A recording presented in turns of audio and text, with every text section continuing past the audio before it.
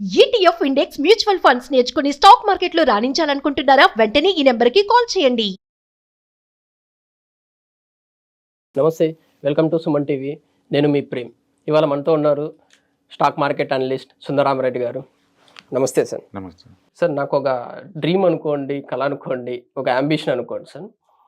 నా ఏజ్ 50 వచ్చే లోపల ఒక 5 ఇయర్ నా అకౌంట్లో ఉండి హ్యాపీగా లైఫ్ని లీడ్ చేసి రిటైర్మెంట్ లాగా ఒక ప్లాన్ చేస్తున్నాం సార్. ఇప్పుడు నా ఏజే కాదు, నాకన్నా పెద్దవాళ్ళు ఉండొచ్చు, నాకన్నా చిన్న వాళ్ళు ఉండొచ్చు, చాలా middle class, upper middle, loyal middle వాళ్ళకి ఇది ఒక డ్రీమ్ లాగా ఉంటుంది సార్. దీన్ని చేయాలి, దీన్ని రీచ్ అవ్వాలంటే మీరు ఇచ్చే సలహా ఏంటి సార్? అసలుకి నార్మల్గా ఏమంటారు?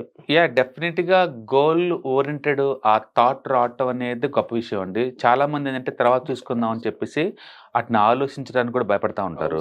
అలాంటిది నాకు 50 వచ్చే లోపల నాకు ఇన్ని కోట్లు కావాలి అనే థాట్ వచ్చింది చూసారా, it self is the very worth అనమాట. అది ఎక్స్ప్లోర్ చేయడానికి. ఇప్పుడు ఏదైనా సరే మీరు ఎర్న్ చేసి ఎంతకంత సేవ్ చేసి ఆ డబ్బుల్ని ఎంతకంత మంచి వెహికల్లో ఇన్వెస్ట్ చేయడం ద్వారా మనీ గ్రో అవుతూ ఉంటుంది.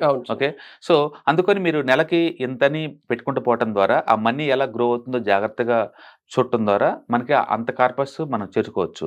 సపోజ్ మీరు 50 ఏజ్ అని చెప్తున్నారు కాబట్టి మన ఏజ్ 25 అనుకోండి, బోల్డ్ టైం ఉంటుంది. 30 ఉంది అనుకోండి, కొంచెం తగ్గిపోద్ది. 35 అనుకోండి, ఇంకా తగ్గిద్ది. అందుకని అర్లీ స్టేజ్లో 25కే జాబ్ వచ్చిన వాళ్ళకైతేనేమో చాలా ఈజీ అనమాట. తక్కువ డబ్బుతోటి రీచ్ అవ్వచ్చు టార్గెట్ ని.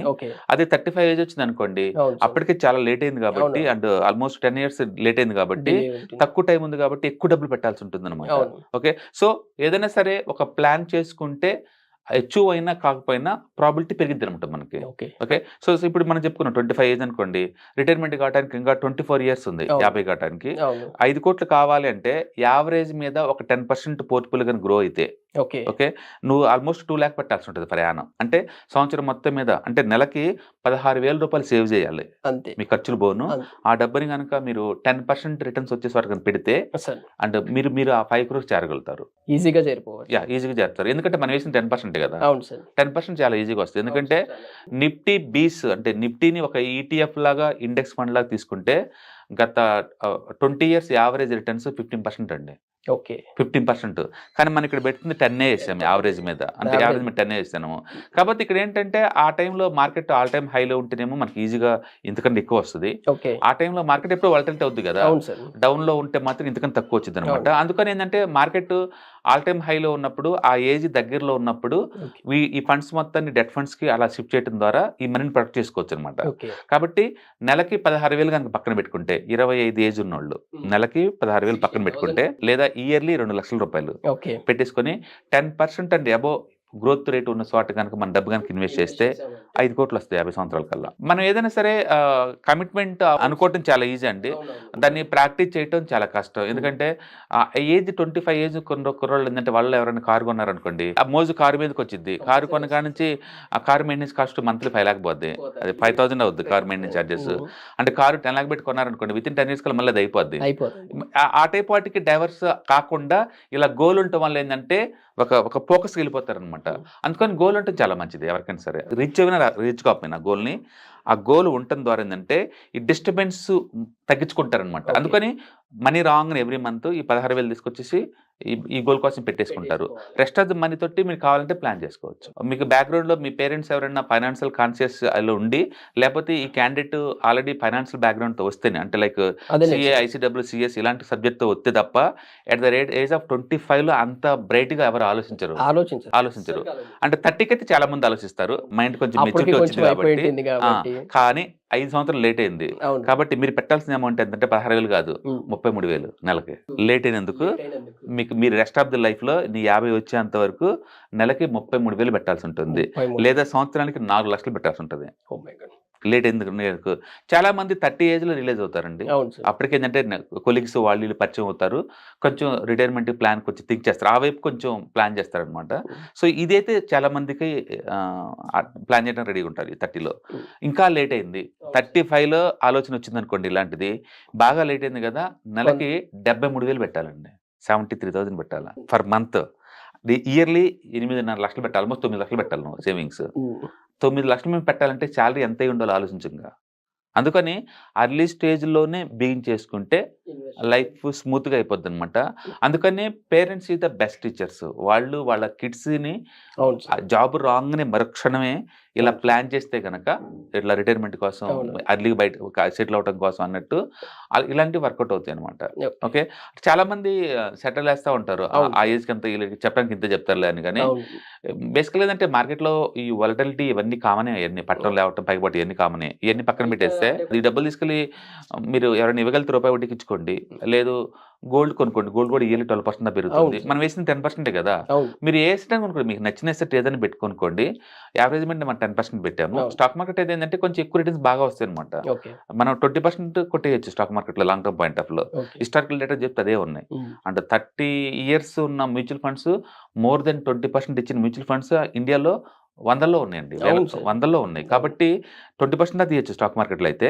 కాబట్టి అది గ్యారంటీగా ఆ టైంలో ఉంటుందని గ్యారంటీ పదం మనం వాడకూడదు. ఎందుకంటే మార్కెట్ వాలటిలిటీ అసెట్ క్లాస్ కాబట్టి అప్పుడు నన్ను అవుతా ఉంటుంది.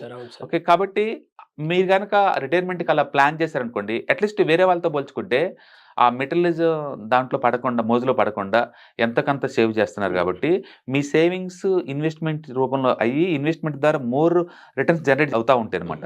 అట్లీస్ట్ మీరు టార్గెట్ రీచ్ అయినా కాకపోయినా అప్పటికల్లా ఈవెన్ 2 కోట్లు వచ్చినా సరే నియర్ బైనే ఉంటారు. కాబట్టి గోల్స్ లేకపోతే వర్స్ట్ థింగ్. రీచ్ అయినా కాకపోయినా గోల్స్తో ఉండటం వల్ల ఆ లైఫ్కి ఒక పర్పస్ వస్తుంది.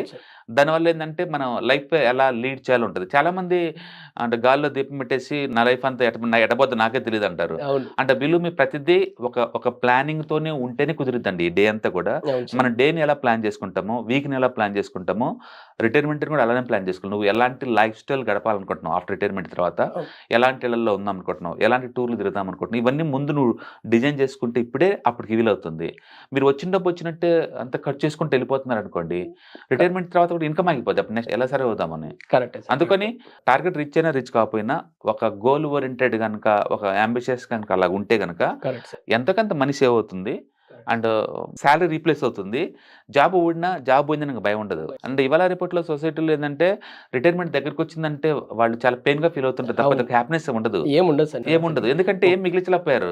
ఎందుకంటే సొసైటీలో ఖర్చులు చాలా ఎక్కువ ఉంటాయి. కిడ్స్ వాళ్ళ ఎడ్యుకేషన్, వాళ్ళు సెటిల్ అవడానికి, వాళ్ళ మ్యారేజెస్కి, వీటికే డబ్బంతా ఖర్చు అవుతూ ఉంటుంది అనమాట. దాంతో అంతా అయిపోతుంటుంది. బట్ యంగేజ్లోనే మన మ్యారేజ్ కాకముందే కనుక మనం ప్లాన్ చేసుకుంటే ఎంతైనా కావచ్చు, ఎంతో కొంత డెఫినెట్గా రిటైర్మెంట్ కల్లా మంచి లైఫ్ గడపచ్చు అండి, డెఫినెట్గా. అందుకని ఆ ఆలోచన రావటం it self is the great thing అనమాట. అంటే ప్రతి ఒక్కళ్ళు ఎంతకంత అమౌంట్, ఇప్పుడు మనకున్న ఎగ్జాంపుల్లో నీకు 5 కోట్లు కావాలంటే అట్లీస్ట్ 15,000 పెట్టాలి. 15,000 కాదు, మీరు స్టార్ట్ చేయండి, 1000 రూపాయలతో స్టార్ట్ చేసుకోండి. బింగ్ చేశారు కాబట్టి ప్రోగ్రెస్గా ఉంటుంది. నీ ఆలోచనలు ఇప్పుడు అలాగ ఉంటాయి కాబట్టి ప్రొడక్టివిటీ పెరిగిద్ది అనమాట. నా డ్రీమ్ 5 years అనేసి 1 year కూడా చేసుకోవచ్చు. Why can't go for even 50 crore also. పెద్ద ప్రాబ్లం ఏం కాదు అది. స్టాక్ మార్కెట్ నాలెడ్జ్ కొంచెం పెంచుకున్నారు అనుకోండి, మీరు 15-20 కూడా తీయచ్చు కదా బయటికి. వై 10% రావడం అనేది. అందుకని నాలెడ్జ్ పెరిగే కొద్ది రిస్క్ తగ్గిద్ది. అప్పుడే హ్యాండిల్ చేయడం ఈజీ అయిపోద్ది అనమాట. మొత్తానికి ఎర్న్ చేయటం, సేవ్ చేయటం, వాటిని మంచి వెహికల్ ఇన్వెస్ట్ చేయడం ద్వారా, లాంగ్ టర్మ్ ఇలా ప్లానింగ్ చేసుకోవడం ద్వారా డెఫినెట్గా రిటైర్మెంట్ ఎర్లీ కావచ్చు, rest of the life happy గడపచ్చు. సో మనం ఇచ్చిన ఈ టెంప్లెట్ ఏంటంటే జస్ట్ ఐడియా కోసం అనమాట. బట్ ఇది 10 కాదండి, 10 కన్జర్వేటివ్ వేసాం. మామూలుగా అయితే 15-20 తీయచ్చు ఈజీగా, నాలెడ్జ్ ఉన్న వాళ్ళు కనుక. అయితే నాలెడ్జ్ లేకపోతే ఈవెన్ మన గోల్డ్లో పెట్టినా, లేకపోతే ఈవెన్ బయట ఏదైనా హ్యాండిల్ చేసే కెపాసిటీ కనుకుంటే రూపాయి వడ్డీకి ఇచ్చినా సరే అండ్ 15-20% తీయటం ఈజీ అవుతుంది. తద్వారా ఏంటంటే చాలా డబ్బు రావచ్చు, ఎందుకంటే ఎక్కువ రావచ్చు. ఏదైనా సరే 50 ఏళ్ళకే వర్క్ లేకుండా రిటైర్మెంట్ అవ్వటం అనేది ఒక అద్భుతం అండి.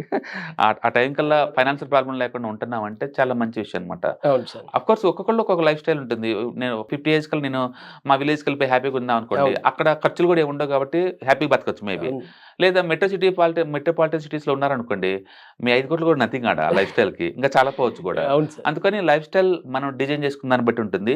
ఎలాంటి లైఫ్ స్టైల్ నువ్వు గడపాలనుకుంటున్నావో దాన్ని విజువలైజ్ అయ్యి, దాని ఖర్చులు లెక్కేసుకొని ఇప్పటికీ ప్లాన్ చేసుకుంటే దాన్ని అచీవ్ అవటం అనేది పాసిబుల్. అది.